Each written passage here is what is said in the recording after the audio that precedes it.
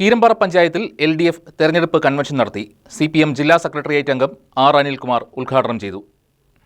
തദ്ദേശ തെരഞ്ഞെടുപ്പിനോടനുബന്ധിച്ച് കീരമ്പാറ പഞ്ചായത്തിൽ LDF സംഘടിപ്പിച്ച തെരഞ്ഞെടുപ്പ് കൺവെൻഷൻ CPM ജില്ലാ സെക്രട്ടേറിയറ്റ് അംഗം R. അനിൽകുമാർ ഉദ്ഘാടനം ചെയ്തു.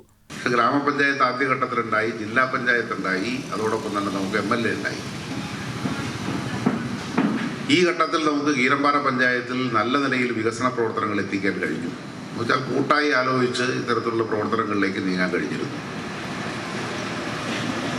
ചാക്കോയുടെ നേതൃത്വത്തിലാണ് ആദ്യ 2 കൊല്ലക്കാലം ഭരണം നടക്കുന്നത്.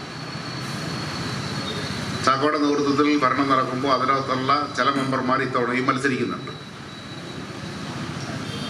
ചിലത് മത്സരിക്കുന്നില്ല. നല്ല ഒന്നാന്തരമായി കീരമ്പാറ പഞ്ചായത്തിന് എങ്ങനെയാണ് ഒരു ജനകീയ ഭരണം കൊണ്ടുപോകാൻ കഴിയുക എന്നുള്ളത് ചാക്കോയുടെ നേതൃത്വത്തിൽ ഇടതുജനാധിപത്യ മുന്നണി കാണിച്ചു.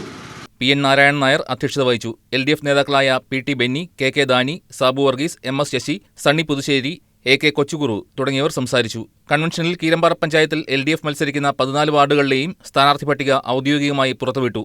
1-ാം വാർഡിൽ മായ ജെയ്സണും 2-ാം വാർഡിൽ ധന്യമോൾ ബാബുവും 3-ാം വാർഡിൽ അൽഫോൺസ സാജുവുമാണ് മത്സരിക്കുന്നത്.